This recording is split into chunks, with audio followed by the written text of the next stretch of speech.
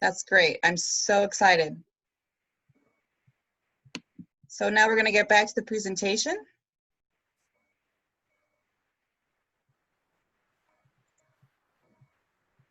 We want to make sure that everyone is following their local COVID-related laws, rules, and ordinances for social distancing and health and hygiene. We are going to use the existing Robofest teams.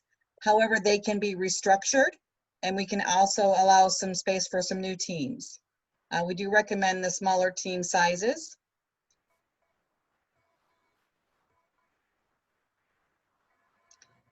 For Zoom today, this meeting, we love to see your faces, so please keep your audio or your video on, but if you could keep your audio muted, that would be probably very helpful for all of us to hear. If you have questions during the presentation, please type them into the chat. We will answer the questions through chat where we can. We will summarize various points throughout the presentation today at the end of each category and address the questions that have been asked up to that point. So we are recording this presentation. The final recording will be posted to the Robofest site by Monday.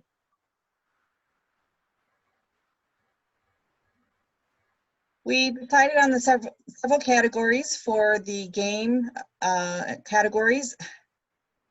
For the dates, we had to spread them out because we are having one event on each day, or we're combining some on some days where we can.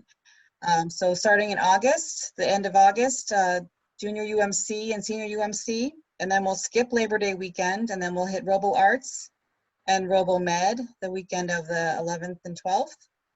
Then Junior Exhibition, then Bottle Sumo, and then we'll skip the first week of October, and then starting on the 9th and 10th of October, we'll host game categories, and then at the end, on Saturday, October 17th, we will host the award ceremony.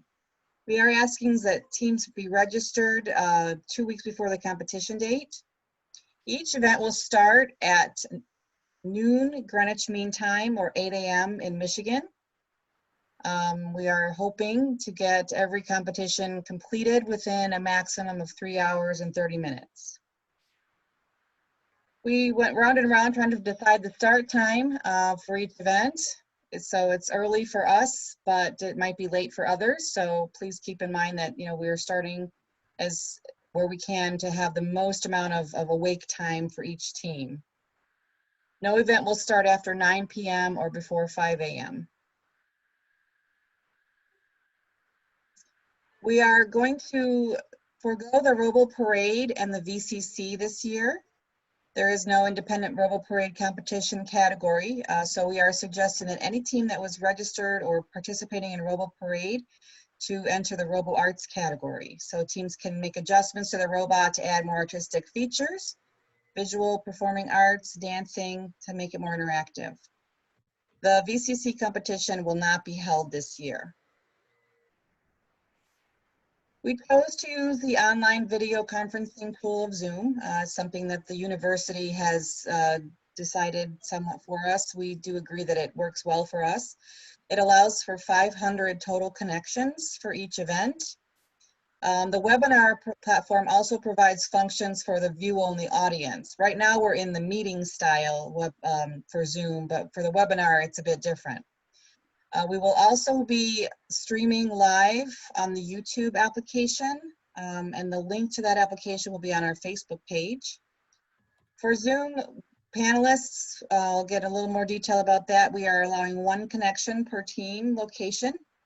So if a team does need more connections due to remote members, like if you have one team member at one home and another at a different home, let us know and we can accommodate that for you. The exhibition style teams who plan to share the screen during their presentation in Zoom, they need to submit that request to us before the pre-meeting. So we know to allow them to share the screen. We will be conducting pre-meetings in Zoom to go through a dry run so coaches and local judges can check their Zoom setup, practice the use of the webinar, pre-check the playing fields, etc.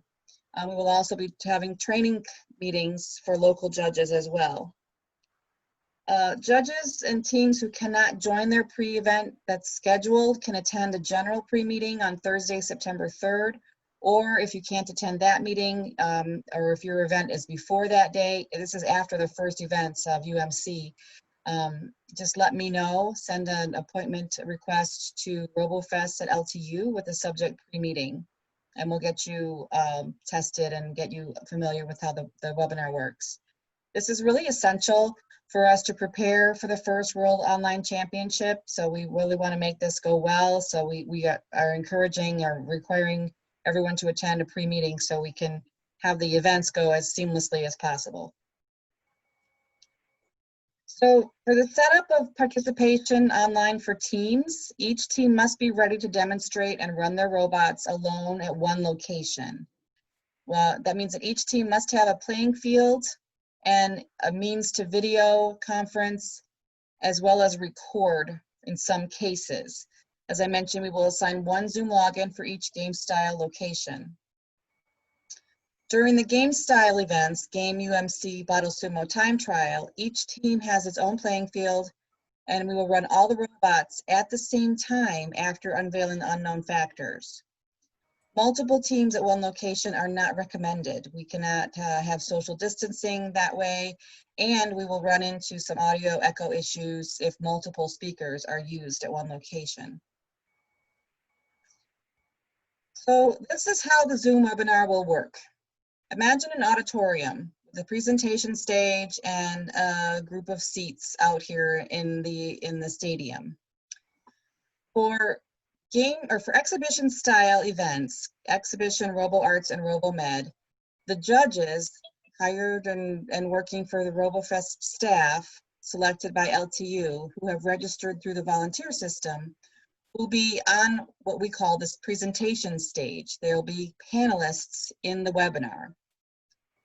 Then the team coaches will register, who've already registered for the event, will receive a registration link. They will register for the Zoom webinar and be participants or as attendees. They will be basically sitting in the seats. And then as each team is presenting their programs, they will be brought to the stage and as a presenter or a panelist, and then when their interaction with the judges is done, they will be then sent back into the seating area as an attendee, just like an auditorium. So this is how the webinar environment works for the exhibition style competitions. Like I mentioned, we will be streaming through YouTube, so spectators can either be sitting in the seats as an attendee, or they can watch live on YouTube. The judging concept for Exhibition, Robo Arts, and Rebelmed, as I mentioned, the teams will be sitting in the seats and brought forward one at a time. But before they register for the webinar, before this all happens, they will have submitted to us a pre-recorded video, as well as their source code and a PDF file. The judges will have access to that information ahead of time so they can prepare questions. There will also be a code inspector that will recommend points for programming. So during the presentation, the team will present to the judges who will be watching. The judges will then ask questions. So they will provide a 4-minute presentation and then 2 minutes for questions and answers, and then they'll be sent back to the attendee area. This will go for each team until all the teams are done. So the ideal location setup for exhibition style events is the team at a location with their robot demo, a notebook or tablet or smartphone with the camera for the Zoom account. Their coach and assistant coach can be with them in the area. Parents are encouraged to leave the location and they can join the webinar as spectators, attendees, or they can watch live stream on YouTube. As I mentioned, if the team wants to share their screen, just like I'm doing right now, during the webinar, they must have that request in advance to us, and that is information will be provided for the exhibition style rules, how that happens. Switching now to the game style Zoom webinar environment for game, UMC, and Bottle Sumo. The Robofest staff, head judge, and timer, basically all of the group of us who are here all the time, will register through the Google form, as well as a location head judge for each team. So each team will have representation with the judges in the presentation stage. So this is a bit different from the games, from the exhibition style, in that the game teams will be on the stage throughout the event the entire time, but it will just be through a location head judge webinar link. Any remote team members and spectators will be sitting in the seats or as attendees throughout the entire event. So they would be registering through the registration form of Zoom just as an attendee. So there will be very little moving from one to another. So if you're a presentation, a location judge, you'll be on the stage the entire time. Just like the other events, though, we will be streaming live for YouTube. The concept for game, UMC, and Bottle Sumo judging. Each team will have their own location judge or judges, ideally, with the team. The unknown factors will be sent to the judge through Zoom. The judge will give the information to the team. The teams will run their runs all at the same time. The scores will be prepared by the judges and sent to Robofest, as well as a video of each run will be uploaded and sent to Robofest for us to verify after the fact. So the ideal location setup for game style events will have 2 devices with microphones and cameras, one for the Zoom link and one to record each run. The team members in the playing field as well as the pit area will be located in this location. Parents are encouraged to leave the location, and you'll notice over here this is Mr. Coach. He is also encouraged to leave the location because once the team gets started on the unknown factors, the coach should not have any interaction with the team at all. So who registers in the Zoom webinar? For exhibition style teams, the coach is in charge of setting up the exhibition table and Zoom camera setup. The team must be registered in the Robofest system, and then the coach will receive the 2 webinar registrations, one for the pre-meeting and one for the event itself. The coach will register as an attendee to include their team ID in their first name field, and remote team members will also register in the webinars the same way. So for example, when the coach receives his registration opportunity to register for the webinar, he or she will fill out their registration with their coach ID, the team number, in the first name field. So when they are registered as an attendee and I can see their name on the list, I then know that that team is present. So there's a selection here. I am a coach. So if you add team coach, here's another way for us to know that you're a team. So if this doesn't happen exactly the way we'd like it to, that's okay. I can change your name once you log in. This registration link will also be made available to the public, so spectators can log in, but they should not include a team ID. And for security reasons, we're only allowing one email address to be used to register. For game style judges, this is not the coach registering, it is the judge. The location head judge is approved by a local or national director. They are in charge of setting up the playing field, the Zoom camera, proctoring, and judging. Once they're approved, they'll register through a Google form with their team ID as well as a authorization code. Then we will send you registration for the webinar as a panelist for the 2 webinars, the pre-meeting and the event. You'll receive the email with the Zoom webinar links. And my suggestion is to save those links somewhere on your desktop or in a notepad or something so you can find them easily, or put it as a calendar notation so you're not searching for the link during the time of the login. Appointing location judges for each physical location is brand new this year. Obviously, since we don't have a central location, we don't have central judges for the game style. It just would be very difficult for us to judge everything this way. So we want to make sure that they're appointed and approved by the national directors or by Robofest local here.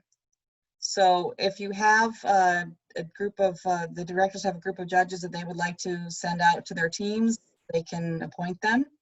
But if a team doesn't have somebody, the international director doesn't know of someone to help the team, the judges can be recommended by the team as long as they're approved.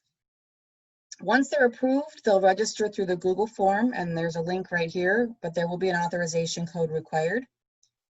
We also highly encourage game judges to take the certification provided by the E-Academy on our E-Academy webpage.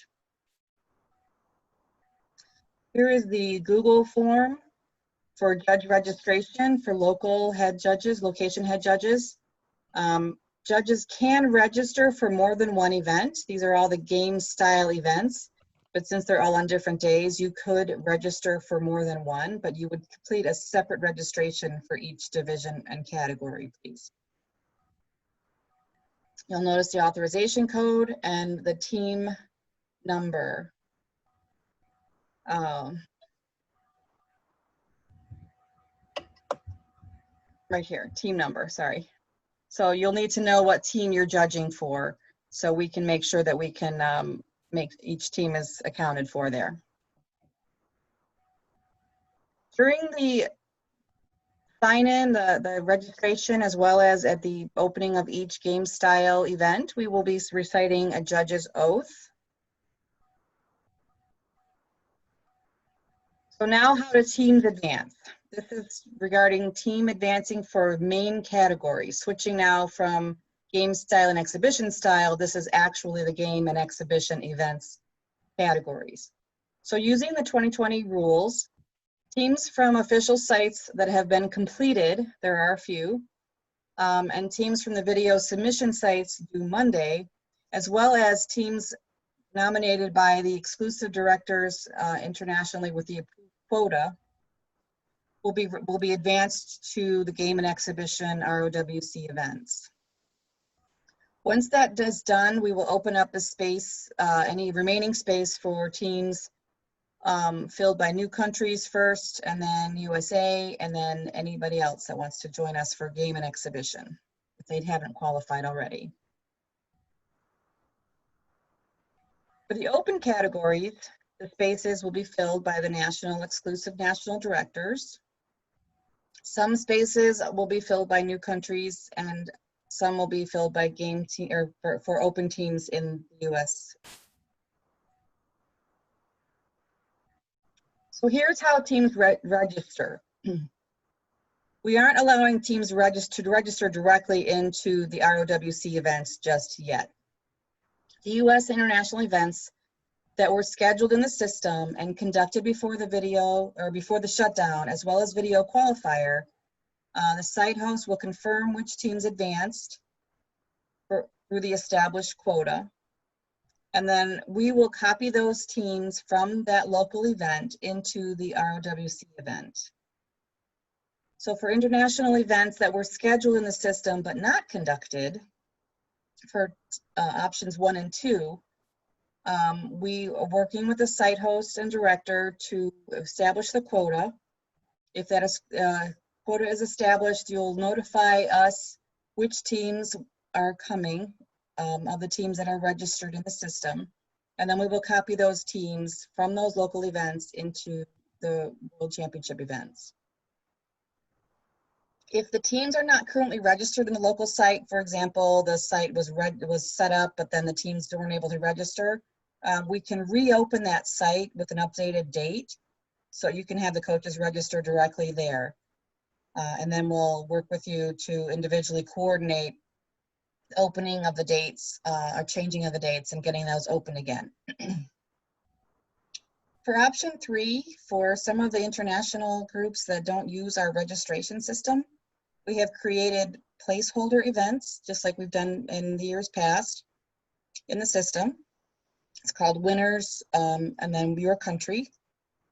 So you'll register those teams in the placeholder site beginning today, once the quote is established. Excuse me, and then we'll copy those teams into the local events. Once all that's done, we'll open up the sites to edit, so coaches can log in and make any changes to the team data if necessary. We won't be adding new teams, but you can like adjust spellings, etc. Once all that's done, the remaining capacity will be open for new teams to register on a first come, first served basis. All the winners of all the events will be announced on Saturday, 17th of October. And we'll announce 20% of the teams recognized as winners with special awards, including Team Spirit, Innovative Design, and Team Photo Awards. Individual winner team pages on the Robofest site will be set up afterwards. PDF certificates of participation can be downloaded, and participants may receive scholarships if they do attend LTU. We are offering a $3,000 renewable scholarship for a total of $12,000. We're collecting a $10 registration fee per team per category, payable through PayPal. This fee is to request a commitment from the teams. If you've paid a $50 fee and completed qualifying participation, that $10 fee will be refunded after participation. Teams will also be able to order the following items. We aren't sure of the exact cost just yet. We will be announcing that later, but we'll be offering certificates, paper certificates, hard copies, award certificates, medals, trophies, and promotional items. At each event, we will also be requesting the contestants recite a contestants pledge for game style competitions. And we hope to make this online Robofest 2020 event the greatest possible event ever. This is something we've been working very hard, and we hope that we can continue to make this something that we can be very proud of. We have held a few mock competitions to prepare for the online World Championships. All the links to all the videos are on each competition category page, and there are also links here. Okay, at this time, we'll see what questions we have come in chat. Pam, can you summarize the questions for us? At this time, you did such a good job, Shannon. I don't see any questions. If anyone has a question, as things are going along, you can just continue to put it in the chat. So I think we're ready to move on. Okay, I do see Taiwan has a question.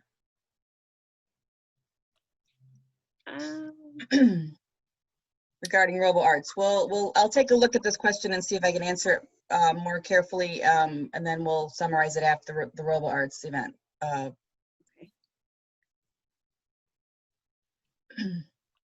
Question will the slides be available after the meeting? Yes, all of these, this information will be uploaded by the end of the day today. We're gonna go through everything, and if there's no changes, we're going to save all PDFs, and these slides will all be uploaded.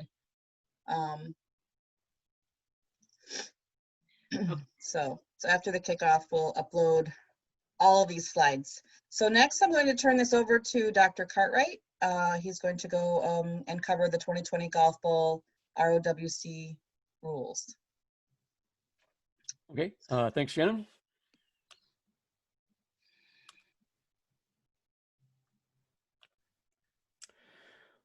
Okay, so I'm Dr. Chris Cartwright. I'm a math professor at Lawrence Tech. So I'll be going over the rules for at least implementing the game competition online. The junior game will be Friday, October 9th. The senior game will be Saturday, October 10th.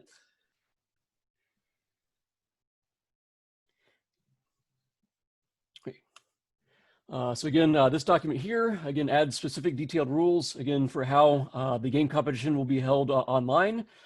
This supplements, again, the general rules document that contains rules, again, pertaining to all Robofest competitions. It also supplements, again, the official game rules from the 2020 Golf Bowl game. Again, there's basically been no changes, to at least, the rules of the actual game.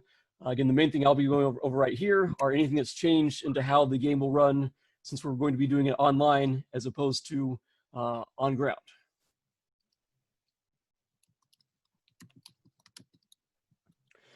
Okay, first we'll talk about, again, how to manage, judge, and decide winners for the game competition.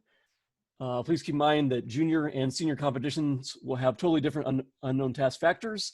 Actually, since we're holding them on different days, that should help avoid confusion with that. Again, all teams do need a team ID sign. Again, as part of the competition, we'll have a team and robot introduction before we unveil challenges. Again, based on this introduction, we'll be awarding special awards decided by Robofest office staff. Again, if you're a judge for a game competition, it'd be very important that you check the playing field setup before the official runs. Each location must have location judges to proctor and prevent unauthorized activities. We'll tell more about that in the next slides. In general, we ask that you have 3 judges, again, 1 head judge, 1 official judge, and then also 1 judge to record the game run. Since each location should have only 1 team competing, there's not a need for impounding, so you don't need an impound area. We're going to run all the teams at the same time.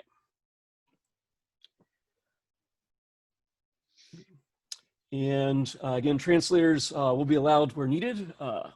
So again, if teams have questions, again, it's certainly feel free to respond to the questions. Again, if you're an international team in whatever course language is best suited for that team.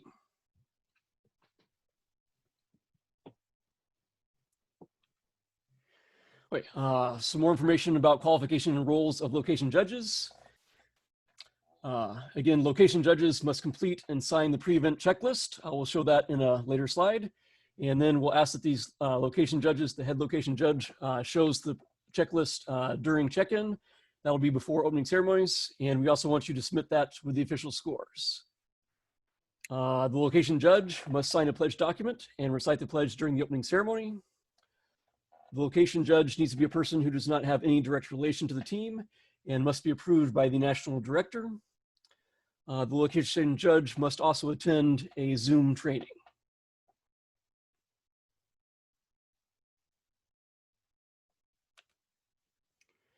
Okay, some more on qualification roles of location judges. Location judges are to proctor and prevent unauthorized activities. The location judge needs to score each round and submit the official scores. Remember, there'll be 2 rounds. Location judges are responsible for capturing a video of each run for score verification and uploading it to a video sharing platform. Could be something like YouTube, or they could just send a link to Robofest. Could be shared. The video must show our identifiable Zoom screen and sound at the beginning, and the end for us to verify again that the video was taken during the official competition time. And again, we ask that all videos be uploaded and links sent to us within 1 hour of the end of the competition. Remember, all teams again will be doing the runs at the same time, simultaneously.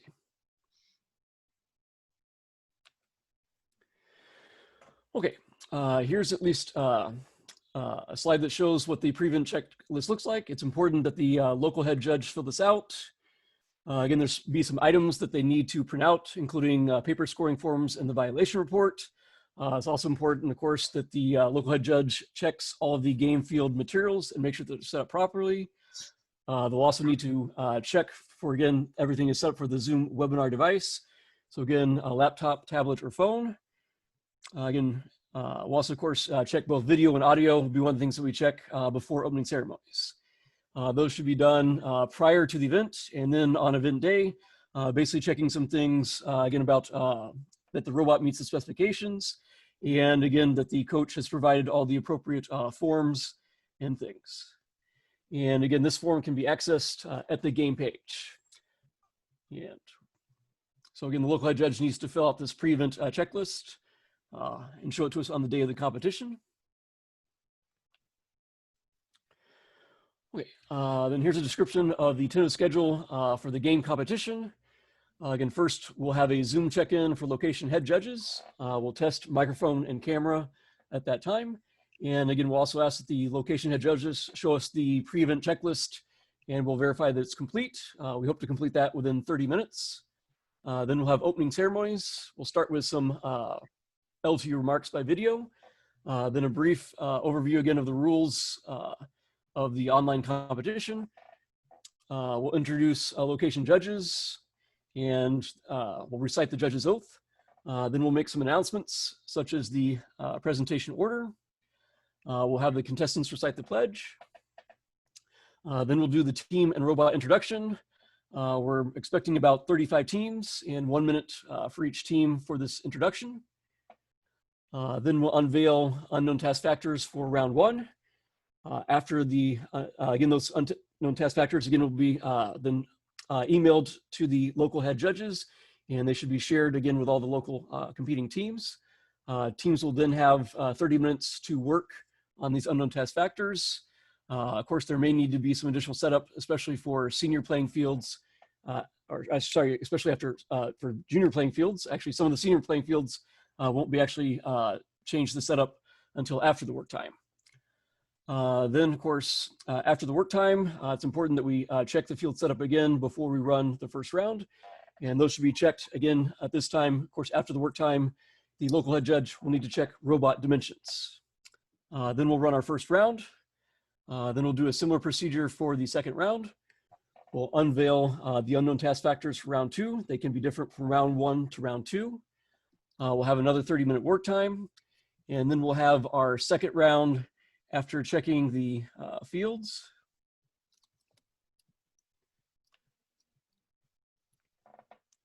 And again, check the robot dimensions again before the second round competition. And then we'll have our closing ceremonies, and we hope that the entire competition will take just slightly over 3 hours.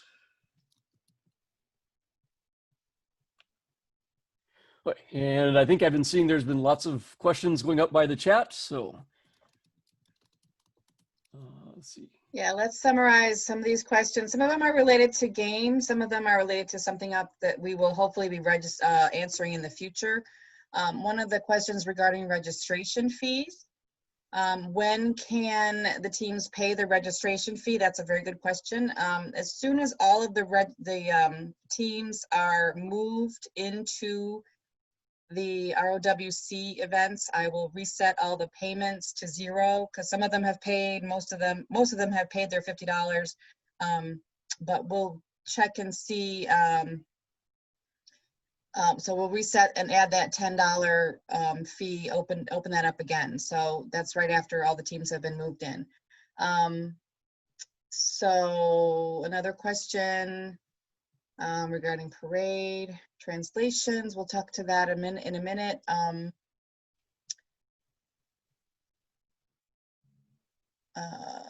One of the questions from Taiwan we'll need to address regarding the organization is planning to host all the teams at one location. We should probably talk to them offline regarding that. I'm not sure if that will work at this point, but we'll see what's happening there.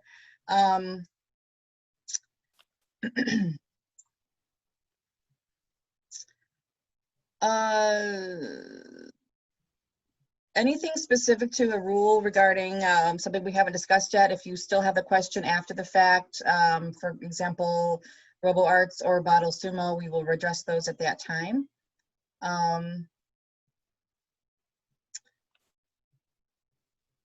The video, Dr. Yaw is asking regarding the video uploads, is it a 1 hour max after the second round for both rounds, or 1 hour max after each round?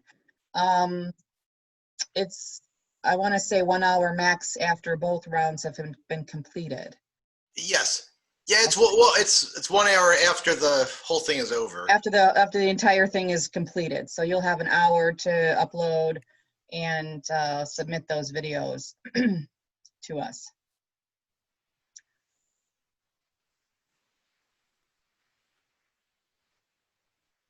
Okay, you're welcome, Dr. Young. Okay, anything, most of these other questions are, some of them are related specifically to something we haven't covered yet. So if you want to just hold tight, and we will hopefully address these throughout the presentations coming up through the rest of the events today. So at that point, we can turn it over to Elmer. Okay. Okay, hello everyone. This is Elmer Santos. I am the Robofest Assistant Director. I will be covering the ROWC exhibition rules. The events are scheduled for Friday, September 18th for junior and Saturday, September 19th for senior.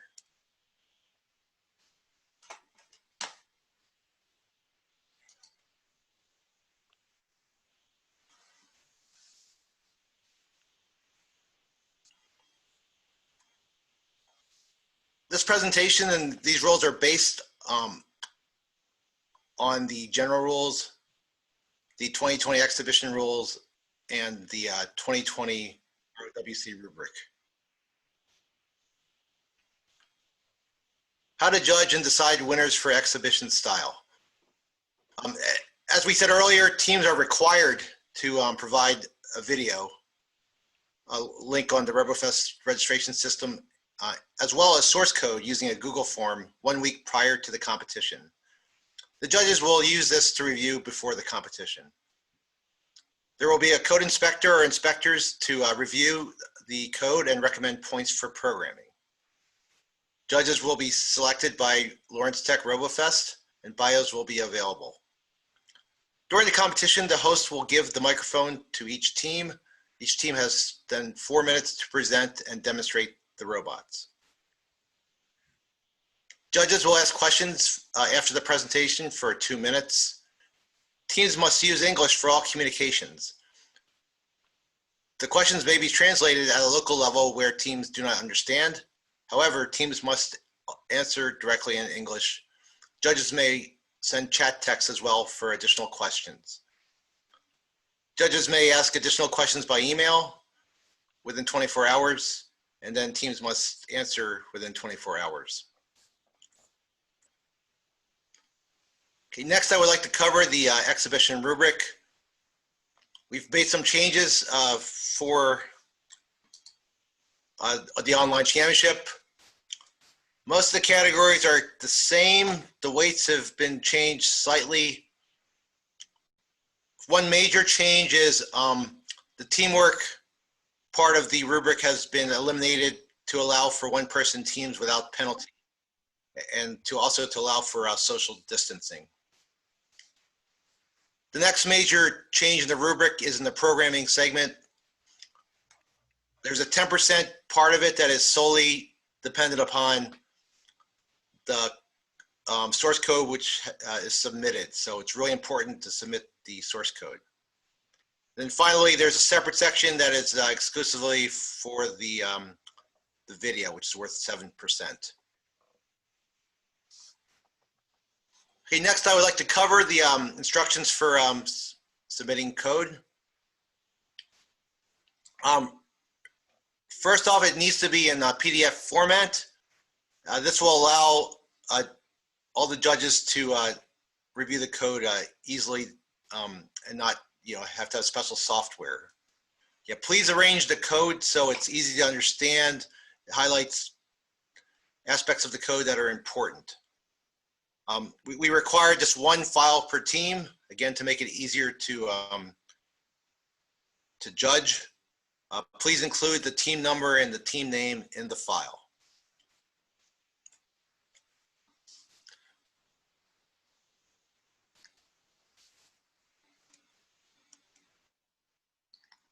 This is the submission form for the code. It has team's email address, a team number, team name. It's a common form for Exhibition, Rebelmed, and Robo Arts, so you have to select which one you're submitting. The screen sharing option, if any team wants to share their screen during the live presentation, this is the place to indicate that, and that must be done prior to the actual competition. The next section is where you actually upload your PDF file. And then lastly, if there's any additional team blog information, you can enter it in this last field.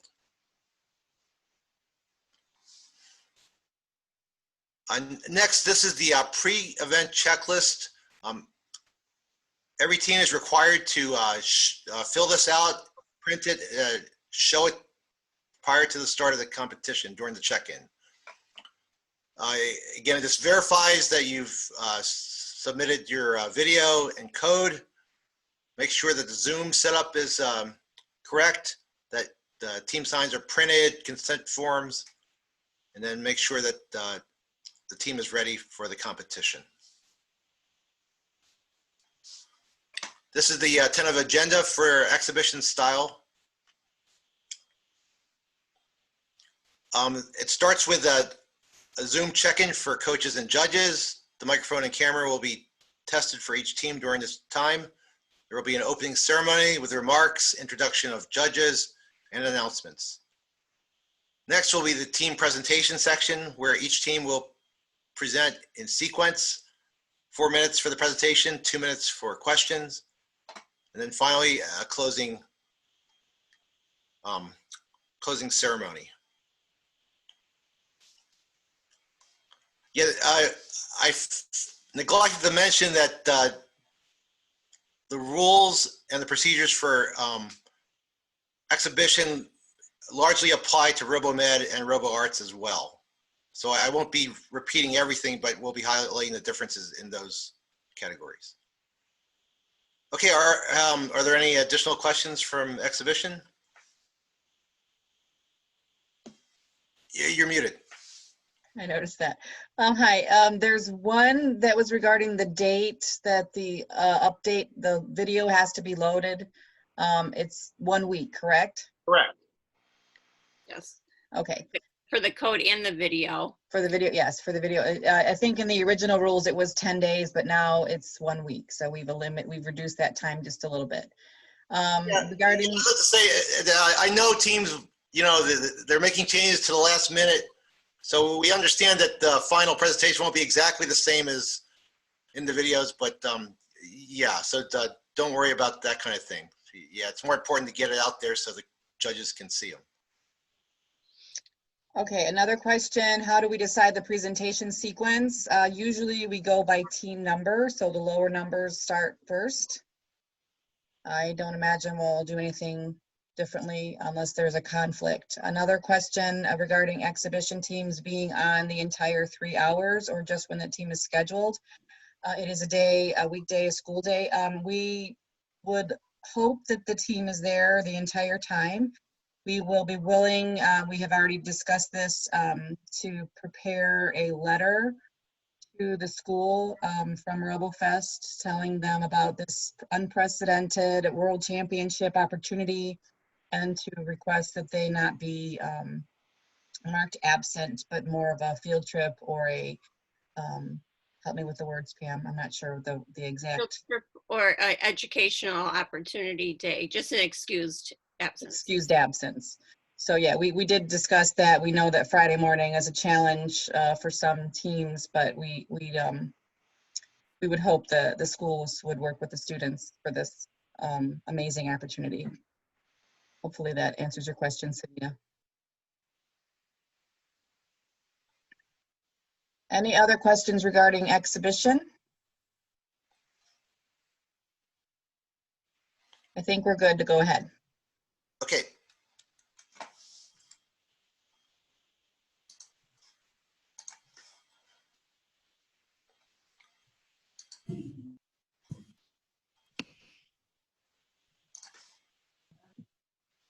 Okay, next we have the ROWC Rebelmed rules that is scheduled for Saturday, September 12th.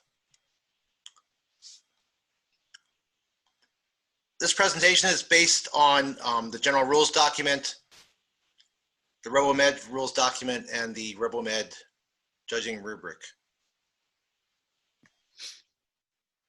Again, I will not go over this whole slide because it is very similar to Exhibition.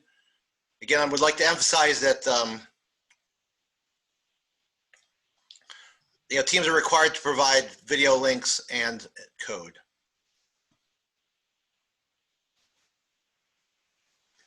Oh yeah, yes.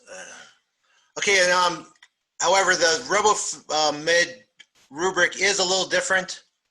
So percentages will be different from Exhibition, but the changes are similar. Once again, the teamwork part of the rubric has been eliminated to allow for one-person teams without penalty and social distancing. And once again, there's a special programming part of the rubric dedicated to the source code that will be submitted for 10%. And the video itself will be worth 7%.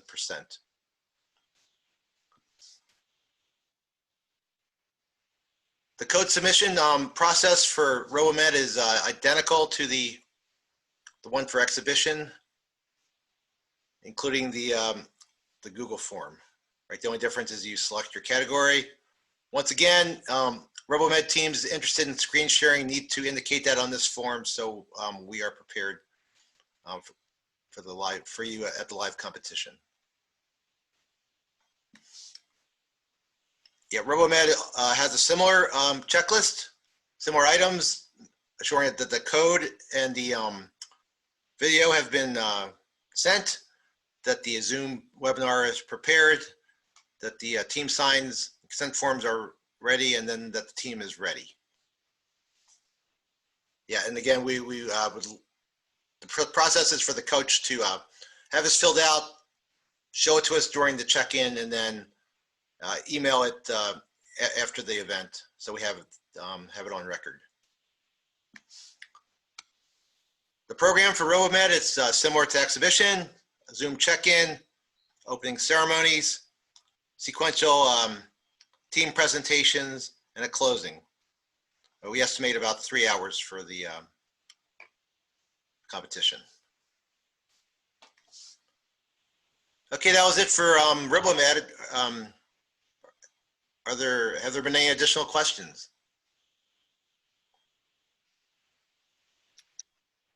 I don't see.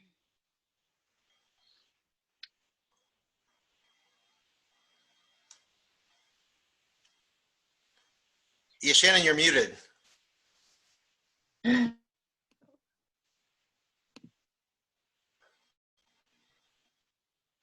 There are a couple questions, but they're pending for Bottle Sumo. Okay, hopefully we can address them at that point. Okay, next I would like to introduce Pam Sparks, who will cover Robo Arts. Present. Hi everyone, my name is Pam Sparks and I am a Michigan Science Educator and Robofest Coordinator. My job today is to go over the Robo Arts rules. The Robo Arts is an exhibition category and it will be held on Friday, September 11th for both the junior and senior categories. The rules documents follow the same format as the exhibition. There's of course a general rules document, the specific for Robo Arts, and then the specific judging rubric for Robo Arts. As a reminder, we are encouraging Robo Parade teams to enter the Robo Arts. They do not have to follow the line. They have to just follow the Robo Arts rubric. So creativity is encouraged. The judging will follow the exhibition format. Teams will provide a video link and a source code using the same form. The presentations will be 4 minutes and the presentation does need to be live, and then the judges will ask answer questions for, teams will answer the questions for 2 minutes. English must be used for all communications. The international teams are allowed to use a translator when teams need help with that. We would like teams to answer directly in English, and judges may send chat text for questions. Okay, and additional questions as an exhibition can be emailed back and forth between judges and teams with a response time of 24 hours. Here's our rubric. Very similar to the exhibition. Scoring is on a scale of 1 to 5. The major differences, so I'm a little too fast there, is just there is no teamwork category, although teamwork will be under the project presentation. So we do want to have good teamwork still. Major difference this year is we do have the video submission in addition to the live program, which must be submitted 1 week ahead of time. And then also the code must be submitted here ahead of time as well. The code submission instructions are exhibition style. As Elmer mentioned, it's just a matter of using the same form and checking the Robo Arts category. And of course, to help the coaches, there's a lot for coaches to keep track of. We have the very helpful checklist here. So things to remember as a coach is to upload the presentation, send the code document that we just looked at. You're going to register. Shannon will send it out from the Lawrence Tech office. Have your Zoom webinar device set up. Have your team sign. This will be sent to you. Print this, so this will be visible during your presentation. So we make sure to give you credit for your great work. And then the event day, you're just going to inspect the robot, assemble your team, and then you're going to hold this up to the screen, completed in nice, dark, bolded. Yes, I've done each of the steps. The program, we will, on the day of, we'll have the Zoom check-in, we'll have the opening, the team presentations and questions, and the closing. Total time for Robo Arts will be 3 hours. And while I have the floor, I'd also like to mention that we would invite you to like our Facebook and Instagram page and encourage you to post pictures to share your Robofest story. And are there any questions about Robo Arts specifically? There have not been any new questions regarding Robo Arts. Okay, very good. Good luck, everybody. And Elmer is up next, showing the unknown mission challenge.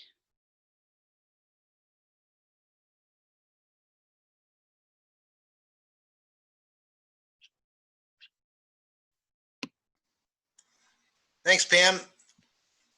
Okay, unknown mission challenge. It's scheduled for Friday, August 28th and Saturday, August 29th, which is actually coming up fairly soon.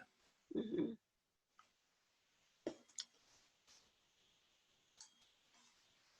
All right, this document is based on the general rules and the official UMC rules document for 2020. Just to summarize the unknown mission challenge, missions will be totally unknown until the day of the competition. Robots are built and programmed at the competition. Robot platforms allowed are Lego NXT, Lego EV3. We are also allowing the new Lego Spike Prime this year and the Vex IQ. Junior and senior competitions will have different missions. A team ID sign is needed. There will be team and robot introductions before the challenges for special awards decided by our staff. Each site needs to check its playing field setup before the competition, the official runs. Each location must have location judges.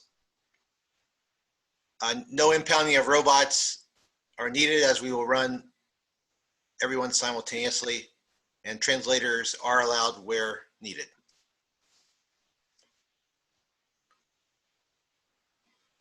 Okay, qualifications and roles of location judges, similar for other game styles. They must complete the pre-event checklist, pledge document, right? Be approved by national director, attend training, proctor. Yeah, really important, you know, difference between the online and normal events is the location judges will be doing the scoring, taking the videos, and submitting them. So we will have an official record. This is an example of a pre-event checklist.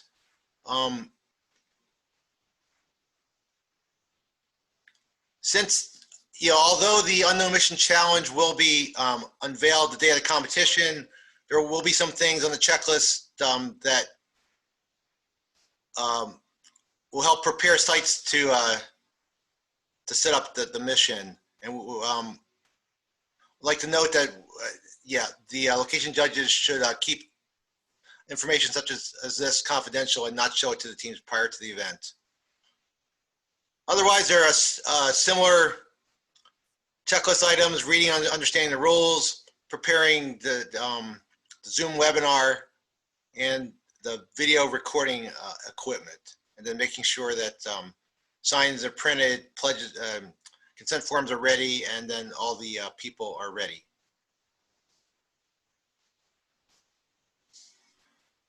Okay, the schedule for Unknown Mission Challenge, similar to other game events, starts with a Zoom check-in, opening ceremonies, including the judge's oath and pledge, contestant pledge, team introductions, the unveiling of the Unknown Mission. And then for Unknown Mission Challenge, it's going to be a longer work period, since you basically have to build your robot and do all the programming at the competition. And that will be followed by 2 runs with no additional work time in between, and then a closing ceremony.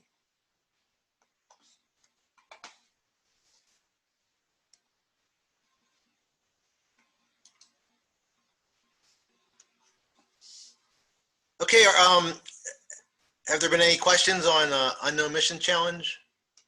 There have not. There is a question regarding the team ID. I'm assuming, Dr. Yao, you mean the team sign?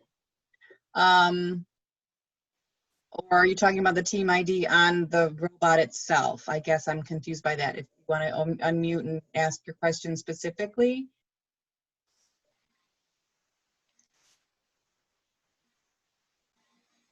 We will address that. Just the ID on the robot or on the sign?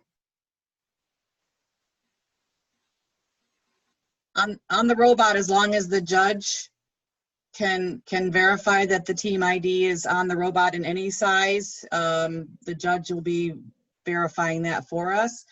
On the team sign, I'll provide some instructions in a minute to the coaches will print the team sign locally. So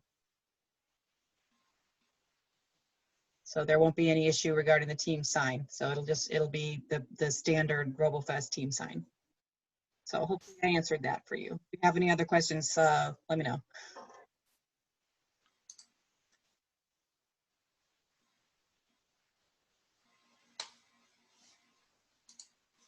Okay, next we have the last category, which is the Bottle Sumo time trial. That is scheduled for Friday, September 26th, and Friday, September 25th, and Saturday, September 26th.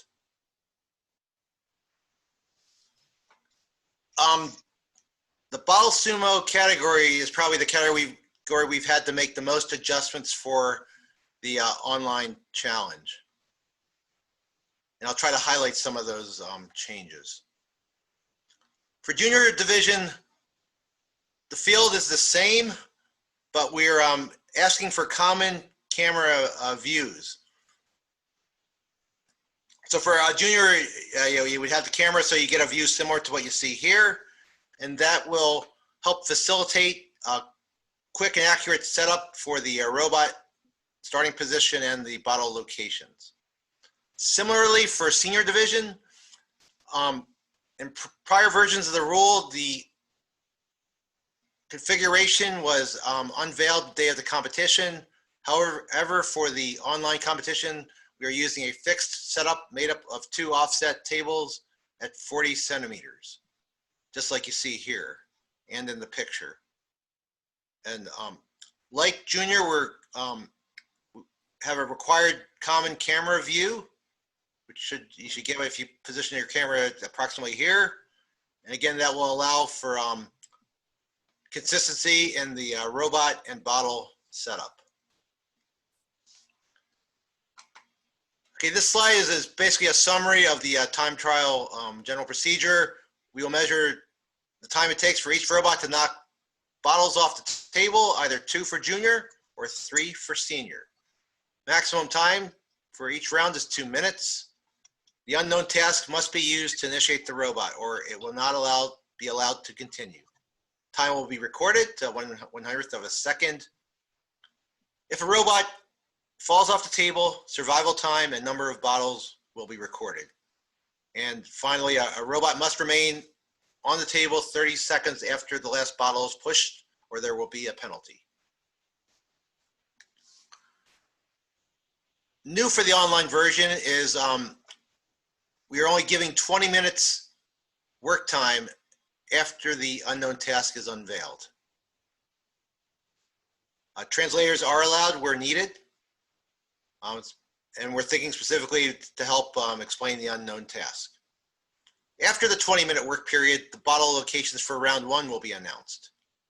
We'll then do the first run, and after the first run, teams are not allowed to modify the robot or program.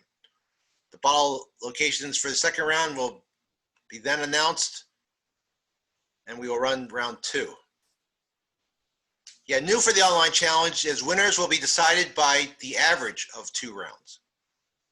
Teams will be ranked based on first, the unknown challenge, unknown task completion. Second, number of bottles knocked off. Third, the ability to stay on the table for at least 3 seconds after the last bottle. And the fourth tiebreaker is elapsed time. To allow averaging of the scores, we basically developed the following penalties to apply times for these rankings. Unknown task not completed, there will be a 1,000 second penalty. Bottles left on the table, the time will be 250 seconds per bottle, plus other penalties. And if the robot does not remain on the table after the last bottle, there will be a 250 second penalty minus the survival time. These penalties are basically designed to yield the rankings that we've used in previous competitions.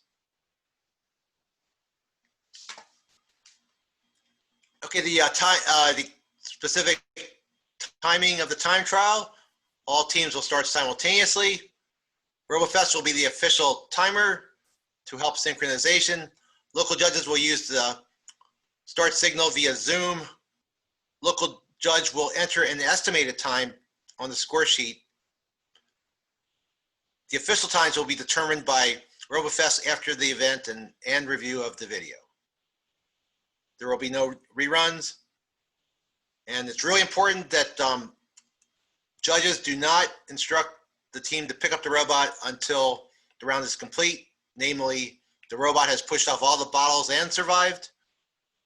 The robot has fallen off the table, and the robot is still on the table after 20 seconds.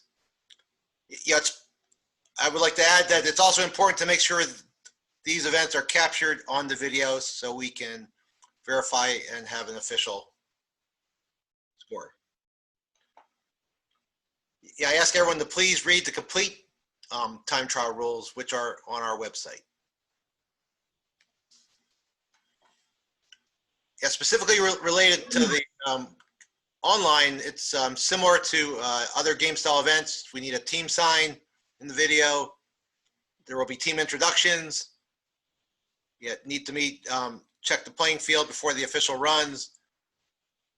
Each location must have location judges. Yeah, they're very important for Bottle Sumo time trial, and translators are allowed where needed. Yep, similar qualifications for the judges for Bottle Sumo as other game styles. Must complete the pre-event checklist, sign the pledge, not have any relation to the team, and approved by national director, and attend our pre-event training. Yeah. Location judges are the proctors. They will score the rounds, and they are responsible for capturing the videos, uploading it to a video sharing platform, and sharing the link with us. The video must show the identifiable Zoom screen and sounds to help us verify. And we request that they are sent within 1 hour after the end of the competition. Bottle Sumo time trial has similar checklists to other events, making sure that the rules are read, the forms such as the time trial form are prepared, that the tools are ready to help prepare the fields and set up the bottles, check the robot, make sure the Zoom is prepared, and make sure the video recording equipment that the location judges will use is ready so that there's a good video. And then some confirmations to do at the day of the competition to make sure everything is ready. Senior is similar. Probably the biggest difference is the specific senior division setup should be verified on the form. And as with all the other check-in forms, these need to be filled out, shown during the Zoom check-in, and then emailed afterwards, so we have it on record. Okay, that's it for the Bottle Sumo time trial rule. Were there any questions? There have been a couple of questions specific to the Taiwan event. And I think, JC, we're going to have to meet with you or discuss with you separately what's going on, because it seems like you're wanting to do multiple tables at one location. So let's take that offline and discuss that with you personally later. They wanted to make sure that we know that the tables are Z-shaped, because in the former rules there was a T example for the seniors, so that we want to make sure that this specific rule has the Z-shaped table with the 40 centimeter offset for everybody. And I think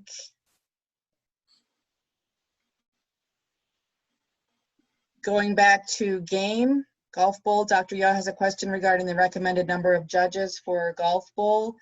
We did discuss that, but that's okay. We can go back to that. We do recommend at least 2 location judges, 1 head judge and 1 additional judge for Golf Bowl, with perhaps a 3rd judge if possible, because we do have the Zoom account person managing that, as well as someone taking a video. So we want to make sure that we have enough personnel at the location to assist with that. So hopefully we can answer that question there. You're welcome. Looks like there's a question about judges. Elmer, can you go over that again? Like the judges that are required for Bottle Sumo? That's the Taiwan group. I think we're going to address those individually. Yeah. I mean, it's a similar setup to game. You probably need at least 1 judge almost entirely dedicated to doing the video, and then. Yes, there's another regarding the Bottle Sumo. Is there a second camera needed? Yes. Each game style event, which includes game, UMC, and Bottle Sumo, we are requiring the judge to submit a video in addition to watching it live on Zoom. So we'll be watching the events, and we'll be starting the timer centrally so each team starts. So then each team will also need to submit a video of the rounds so we can validate that they were held during the event, and then if there's any discrepancies in scoring. So yes, each game style event needs 2 cameras, one for the Zoom and one for the recording. Yeah, and we would like them to be pointing the same way because all our references will be relative to that camera view. So for example, we will designate a near side table and a far side table. So this is the near side table to the camera. This is the far side, and it really helps communicate if everyone's using the same reference.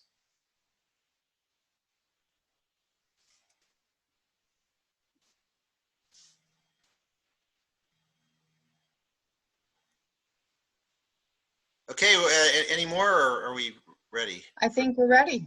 Okay. So it's me then, right? Yep. Yep.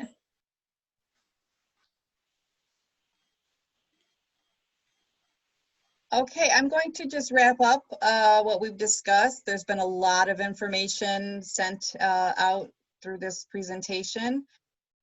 So let's just wrap up. For international directors, if you haven't gotten your team quota approved or validated, please work with Dr. Chung to finish that up so we can get your teams registered. Then you will advance your teams either in an existing local site or a winter site that we've set up for you. Please notify us, myself or Robofest at ltu.edu if you need to reopen your registration site, if you're an option 1 or option 2 international group. And we can open that up for you to add teams or update information. Then once all your teams are in the system, send me the list of advancing teams to the Robofest at ltu.edu, and then assign your location judges for game style teams. And I will provide the authorization code later today to all the international directors for location judges. So you provide that code to your judges so they can register. For location head judges, once you have your code, your registration code or authorization, you're going to register through the Google form, which will be linked to the pages. And if you need that form, let us know. You're going to communicate with your team coach to coordinate your location, where you're going, who's doing what to get set up, if the coach has the materials, etc. And then you're going to attend the pre-meetings that are scheduled 2 days ahead of the event date. And then you're going to complete that entire checklist for your event specific and be ready to show it during the check-in. And coaches, to wrap up for you, we're going to validate your team data once all the teams have been transferred into the ROWC sites. You can move your teams around if you need to, change the players' spellings of their names if they're not correct. You're going to coordinate your team location and communicate with your location head judge for game style events. And then all coaches will need to print their team sign. In the past, we will have mailed it to you, or you will have, it would have been sitting on the table when you arrived at your qualifier. However, you have now the ability to go into your coach homepage, and at the bottom of that menu is a file operations selection where you're going to print PDF certificates and signs. Click on that and you'll get the button that says create PDF file for team signs. And when you click that button, it'll create your team sign just like this one here. This is for one of my teams in the system. So at this location also, you can print your certificates. The participation certificates can be printed right from here at the end of the event. And you can print it on resume style paper, and then it's all set for you. And you can pass those out at the event if you'd like.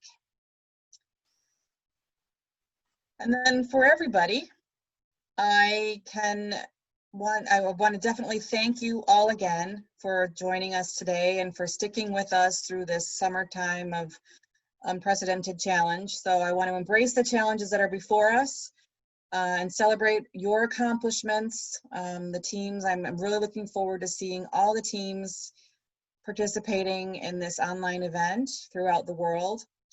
So if you wouldn't mind promoting your team, contact your local media outlets and tell them what's happening, tell them that you're still out there and we're participating and the kids are learning new things and getting a lot of great experiences internationally. And we will see you all again very soon. I'm going to stop sharing my screen one more time. And I want to take a moment to recognize all of the incredible people that are here today with us from all over the world. So if you want to take a moment to turn on your video, we can see all these great people. I see a lot of representation from several countries, and I'm so excited to be part of this amazing community. It blows me away every single time I think about where we are and who's out there with us. So thank you so much. CJ, do you have anything to say following up? Oh, yeah. So we would like to thank Shannon, Elmo, Pam, and Chris, David, all the Robofest staff. Oh, Terry's there. Thank you. Every Robofest staff for preparing this, and of course, I'd like to thank everyone for joining today's meeting and all the people in participating in Robofest. Thank you, everyone. Stay healthy and stay learning. Bye-bye.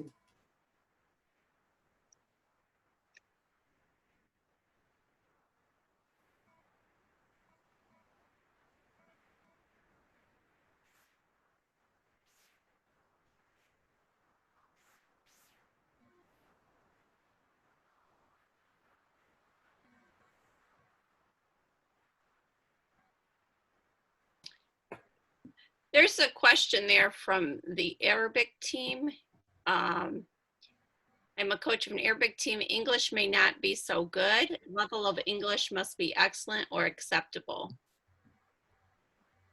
The level of English needs to be so we can have an understanding. It's like, and they will allow translations as well, translators. Right. So I would say just do the best that you can. And we embrace the differences and we celebrate diversity.